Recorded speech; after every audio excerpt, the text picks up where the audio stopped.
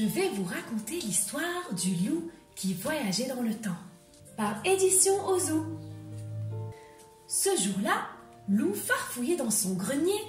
Il y trouvait toujours des choses extraordinaires, comme ce vieux livre par exemple, tout doré. Intrigué, Loup s'empara du livre et lut le résumé. « Cher lecteur, ceci n'est pas un livre ordinaire, c'est un livre à voyager dans le temps. Si vous l'ouvrez, vous serez plongé au cœur de l'histoire, page après page. Bon voyage !»« Ah, si cela pouvait être vrai !» soupira le loup. « Comme ce serait amusant de voyager dans le temps !» Et il ouvrit le livre. Aussitôt, il sentit un long frisson courir au bout de son museau jusqu'au bas de son dos, et piouf, le loup disparut. Loup ouvrit les yeux tout étourdi. Cela avait marché. Il n'était plus chez lui, mais dans la forêt tropicale. Tout était vert, il faisait chaud, un vrai paradis sur terre. Incroyable, s'exclama le loup. Il grimpa sur un rocher pour observer le paysage, et là, ah! Le rocher décolla. « Au secours !» hurla le loup. « Bienvenue chez les dinosaures !» fit une voix grave. « Je vous fais visiter si vous voulez. » Loup regarda sous lui, sidéré. Il était assis sur la tête d'un diplodocus. Oh! Loup profitait de la balade quand un redoutable rugissement perça le silence. À 2 pas de lui se tenait le plus effrayant dinosaure de tous les temps, un tyrannosaure. Oh! Désolé, étranger, fit le diplodocus en secouant la tête. C'est toi qu'il veut pour son dîner. Mais il va me dévorer, cria le loup, terrifié, en attrapant son livre très proche. Et tandis qu'il dégringolait vers les mâchoires du monstre, il tourna la page et piouf, il n'y a plus de loup. Loup reprit ses esprits dans une grotte. Il était couvert de peau de bête, mais ah là là, il faisait froid. « Bienvenue chez les Cro-Magnons !» le salua un très vieux loup. « Tu prendras bien un cuisseau de dino ?»« Non merci !» fit le loup, écœuré en regardant les autres dévorer la viande à moitié crue. « Alors en route, nous partons chasser le mammouth !» Loup soupira. Il détestait chasser. Et puis, il aimait bien les mammouths. Pas question de participer à leur disparition. Ah ça, non.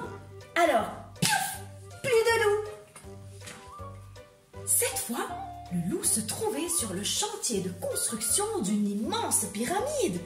À ses pieds, des tentes de couleurs avaient été dressées pour accueillir le pharaon d'Égypte, qui est en visite. « Prépare-toi, Toutankhamon arrive !» lui glissa à l'oreille une jolie danseuse. Loup commença à jouer, mais il jouait si faux que le roi se boucha les oreilles. « Ce musicien a offensé les oreilles du pharaon !» hurla le vizir. « Qu'on le jette au crocodile !» Des gardes s'avancèrent vers le loup, mais piouf, il avait déjà tourné la page. Quand Loup ouvrit les yeux, il se trouvait à Rome, sur la ligne de départ d'une course de chars. Le stade était plein à craquer. Cela criait, cela chantait, cela dansait. « Enfin, je vais m'amuser !» se réjouit Loup. « J'adore les courses !» Au signal, les chars s'élancèrent. Acclamé par la foule, Loup prit la tête du peloton et dépassa un à un tous ses adversaires. À l'arrivée, l'empereur Jules César en personne l'attendait. « Honneur à toi, vainqueur! Prépare-toi maintenant à affronter notre meilleur gladiateur, Marcus Groluisus. Si tu remportes le combat, tu seras notre nouveau champion. »« C'est gentil, mais je déteste me battre, » répondit le loup tout en sortant son livre. « Je suis venu, j'ai vu et je me suis bien amusé. Merci !» Et piouf, il disparut comme par magie, laissant César tout ébahi. C'était le plus grand banquet que Loup avait jamais vu. Dressée au pied du château fort, la table croulait sous les viandes farcies, pâté en croûte et douces pâtisseries. « Voilà enfin une époque faite pour moi !» se réjouit le loup en tendant la patte vers une patate. Mais il fut interrompu par un cri. « Seigneur, quel malheur! Votre fille vient d'être enlevée par le dragon. Tous les regards se retournèrent vers le loup. Chevalier, fit solennellement le Seigneur, vous seul pouvez la délivrer. On emmène à loup ses armes et son destrier. En maugréant, il suivit la foule jusqu'au repère du monstre. Les dragons, cela n'existe pas, expliqua loup tranquillement en s'avançant vers l'entrée de la grotte. Il y eut un grand silence et puis le monstre fondit sur le pauvre loup qui partit en courant. « À moi !» hurla notre chevalier en ouvrant son livre. Et piouf ! Plus de loup et plus de dragon non plus. Loup se réveilla entouré de peintures et d'œuvres d'art. Assis derrière sa toile, un vieux loup peignait. Soudain, quelqu'un ouvrit la porte en criant « Maître Loup-en-art, on apprend que Christophe Colomb a découvert un nouveau monde !» L'artiste leva le museau, rêveur. « Ce monde s'appellera l'Amérique, mon ami. Ah, quelle époque fantastique !» Puis il tendit son pinceau à Loup en disant « Je vous laisse continuer, cher élève, je suis fatigué. »« Certainement pas, » répondit le loup. « Le génie, c'est vous, c'est pas moi. » Et piouf, le loup disparut. C'était soir de bal à Versailles. Les invités, costumés, se promenaient dans les jardins du château. La musique coulait à flots. « Grandiose, n'est-ce pas ?» fit un homme vêtu d'or près de Loup. « Grandiose, Majesté !» répondit Loup, un peu intimidé, en reconnaissant le roi Louis XIV. Près du roi se tenait une demoiselle très très belle. « Je me présente, Madame de Poupoupidou. » Loup regarda la louve. Elle lui rappelait quelqu'un. Et soudain, son cœur s'emballa et il sentit ses jambes devenir flagada. « M'accorderez-vous cette danse ?» bafouilla-t-il en rougissant. « Avec plaisir, répondit la louve. « Garde, emparez-vous de ce loup, hurla le roi jaloux. Quel dommage, soupira Loup. Adieu, madame. Piouf !»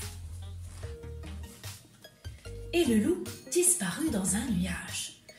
Que d'agitation, que de bruit, gémit Loup en se bouchant les oreilles. Mais où suis-je tombé cette fois-ci? Vive la Révolution! Lui crièrent des paysans armés jusqu'aux dents. Joins-toi à nous, citoyen Loup! Nous allons prendre la Bastille!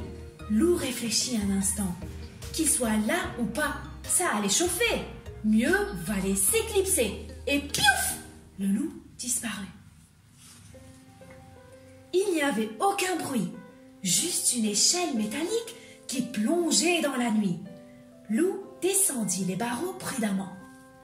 Quand il toucha le sol, il regarda autour de lui. Le paysage était lunaire. Il fit un petit pas, bondit, rebondit. Il marchait sur la lune. J'ai marché sur la lune, comprit Loup ravi. Dans sa joie, il lâcha son livre et son livre s'envola. Oh non, pas ça, hurla le loup. Il plongea, attrapa le livre qui s'ouvrit et fut englouti. Loup fut pris par un tourbillon d'objets, de visages, de mots, d'époques. « Stop !» cria-t-il. « Cela suffit, je veux rentrer dans ma forêt. »« Moi aussi !» gronda une voix tout près. C'était le dragon qui, comme lui, en avait assez. « Il suffisait de le demander, cher lecteur !» fit une voix amusée. Et piouf! Loup se retrouva assis près de sa cheminée. Mais il eut beau chercher, il ne trouva nulle part le livre doré. « On dirait que j'ai rêvé, soupira Loup. Dommage, mes copains auraient vraiment été épatés. » Au revoir les amis, j'espère que vous avez aimé l'histoire du loup qui voyageait dans le temps. Abonnez-vous à notre chaîne YouTube Fun+1, aimez, commentez et partagez. À très bientôt.